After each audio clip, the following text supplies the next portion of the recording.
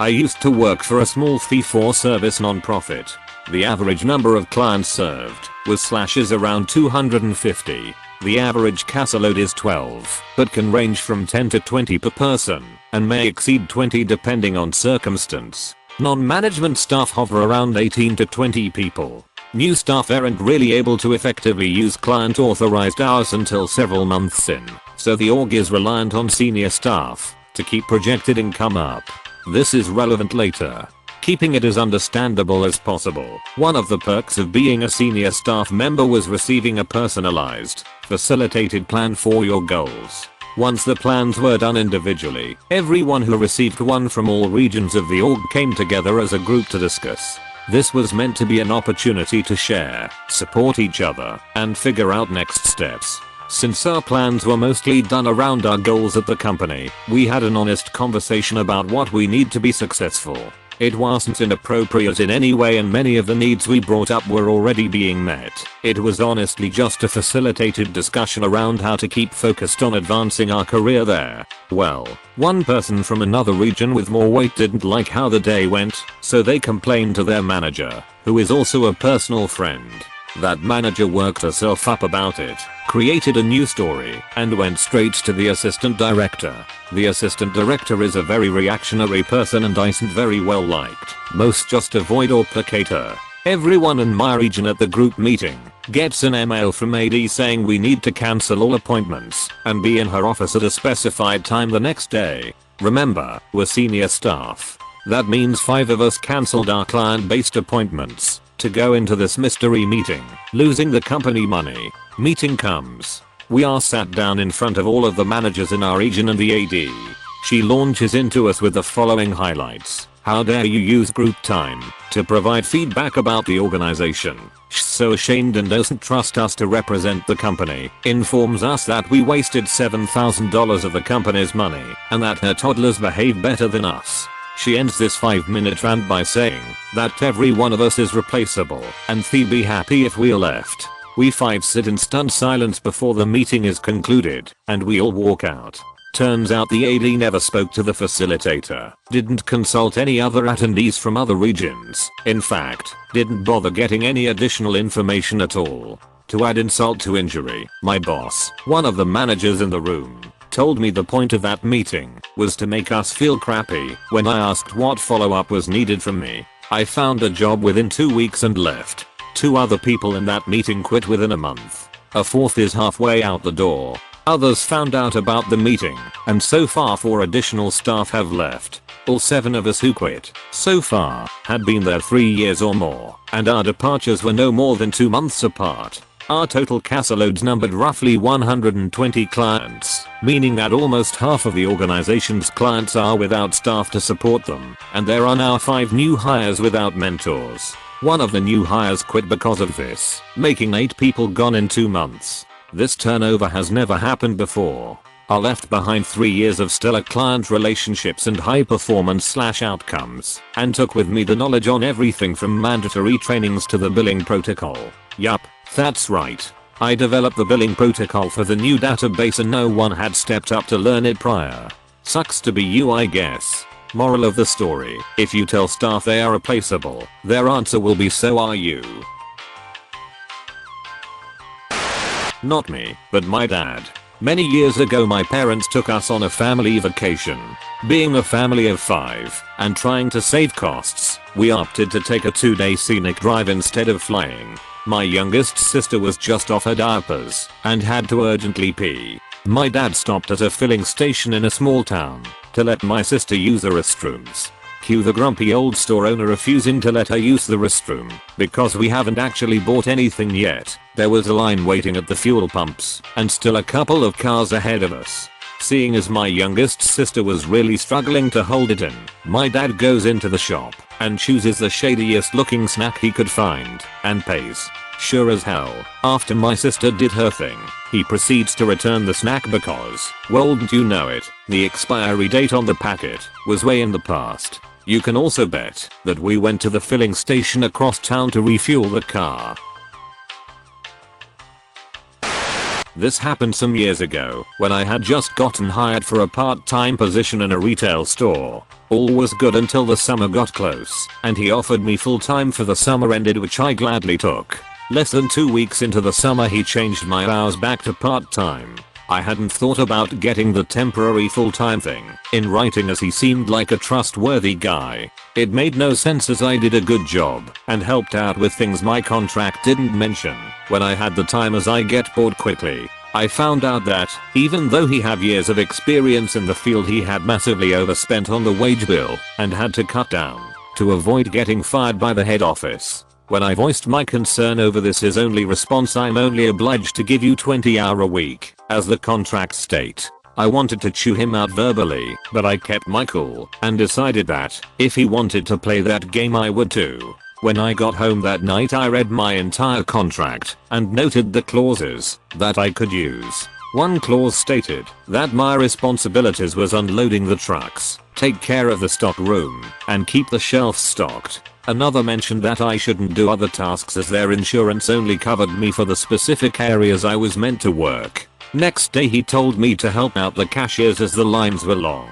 Sorry, can't do. As the contract states, that isn't part of my job here, and I should refrain from doing that. You can find it in my contract as clause 9A and 9B. He was fuming, face totally red, and he just walked away without saying crap. Another thing I had noticed in my contract is that besides my 30-minute lunch break, I had a 10-minute break I could take when I wanted. So I gave him 5 minutes, walked into his office, and told him I was taking my 10-minute break. "What are you talking about? You only have one break and that's for lunch. My contract says otherwise. It's in clause 10. When I got back from the break, he asked me to clean something up out in the store. I couldn't believe that he couldn't take a hint. Sorry, can't do.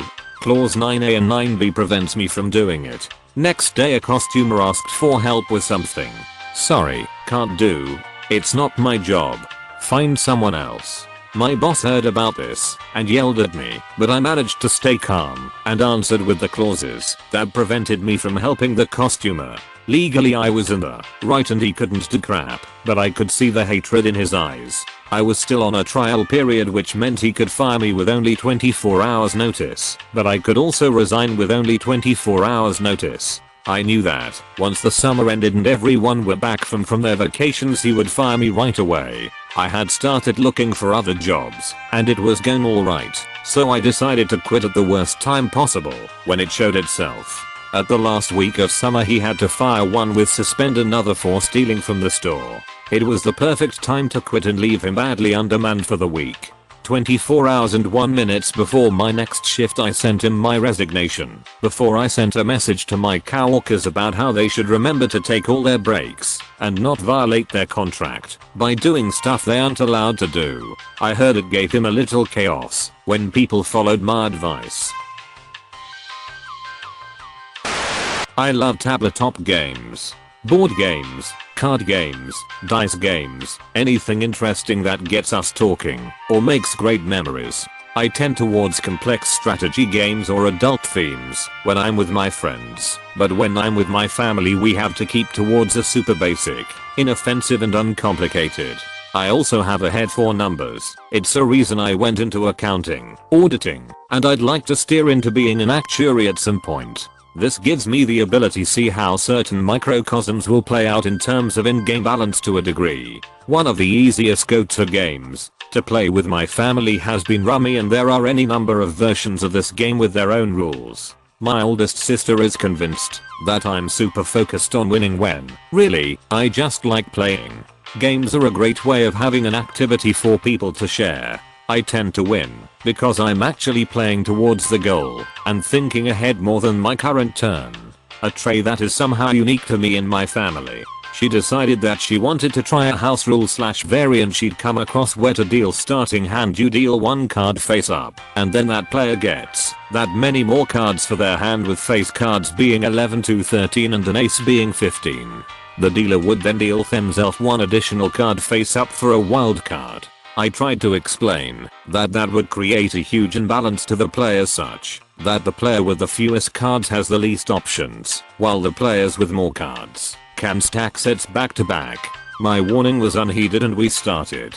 I was to her left, so she started dealing with me, and I got her too. She laughs because it was the very thing I was just complaining about. My mother gets an 8, my youngest sister a 5, and older sister deals herself an ace. She gets 15 more cards, and then deals another face up for the wild, a 2. No, I don't believe she stacked the deck, or palmed a card.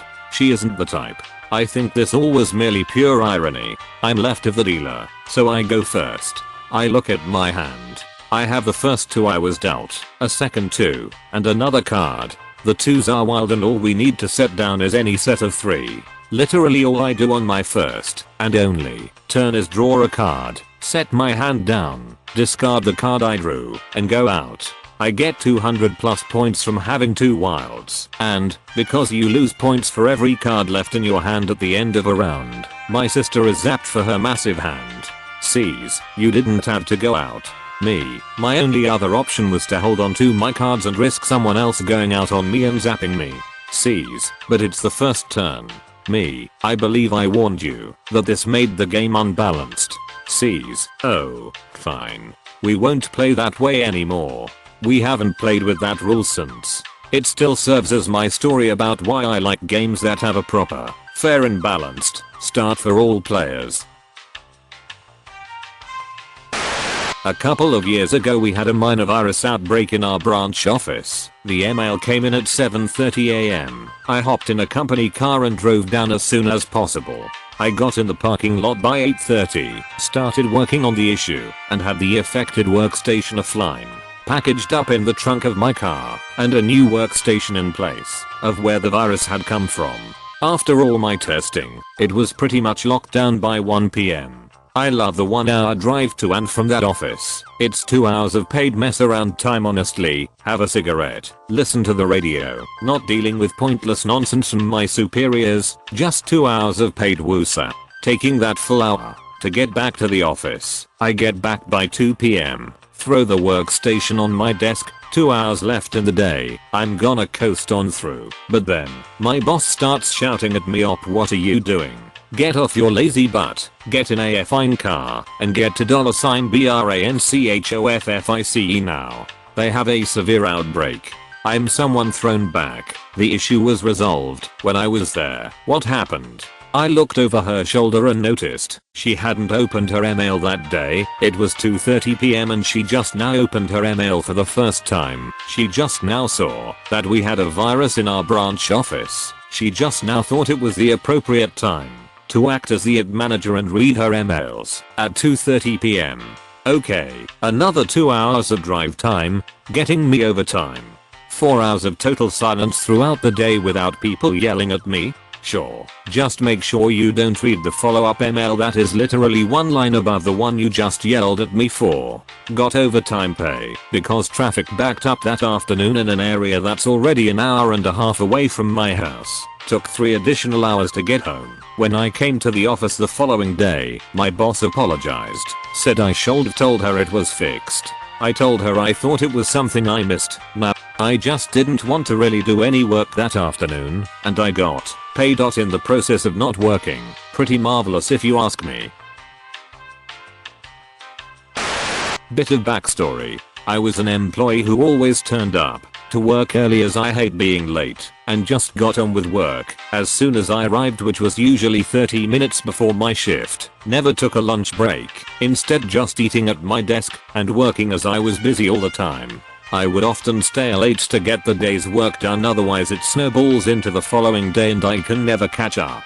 I also did a lot of things for people that wasn't technically my job, but I often knew more about the query than the department that was supposed to deal with it. One day, I was stuck in traffic due to an accident and called ahead to let them know I was going to be 5 to 10 minutes late. I got there about 5 minutes late and promptly got on with the already surmountable amount of work. Later that morning I was called into the manager's office and dressed down as I didn't come and apologizing personally for being late. I explained that I called ahead and I'm always in early unless it's out of my control and never take a lunch break.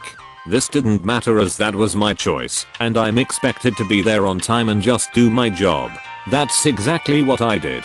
Anything that wasn't my job I asked them to contact the relevant department as I couldn't help. I sat at my desk and didn't log on until my start time, took my lunch, and left on time. This caused a lot of issues as everyone knew to call me anytime during working hours for urgent things. Within a week managers were having a go at me as they were having to take calls during their lunch, and I had made this issue as I was too helpful and now I'm being petty because I got told off. I was looking for another job anyway, but this made me realize I was just a number to the company. I was made to take on a lot of extra work before this incident from my manager. I tried to protest the new workload as I knew the other department had downplayed how much work it actually was as I worked closely with them, but was told it wouldn't take too much extra time in my day and help out the other department as they were struggling. Notice the irony about being too helpful? Within a month I had another job within the company and gleefully moved offices, just as the handover of work started. Last I heard there were 5 of them doing my old job plus as supervisor. From a company where you were expected to be grateful for a $500 pay rise every other year, this must have been a huge dent in their budget. I work as a delivery driver delivering large items to businesses and occasionally homes. The company uses big box trucks, kinda like a U-Haul, with 2 people per vehicle. Because of my age, I wasn't allowed to drive the trucks, so my partner, let's call him Dom, did all the driving. We had an agreement that he would drive, but I would do a little more lifting and other tasks in return. I finally turned 21, and my boss said I was cleared to start driving. This was great, and Dom and I agreed to split all the work 50/50, including driving. A problem started the minute I first got behind the wheel. It turns out that Dom is a huge backseat driver. It's scary enough driving a huge truck for the first time, let alone having a guy tell me how to drive. A few weeks pass, and I'm tired of the backseat driving. Cue malicious compliance. We were sent to a location to pick up a few items from a business. I'm unfamiliar with the location, but Dom lives in the area. I set the GPS and start driving. About 5 minutes in, the GPS tells me to turn.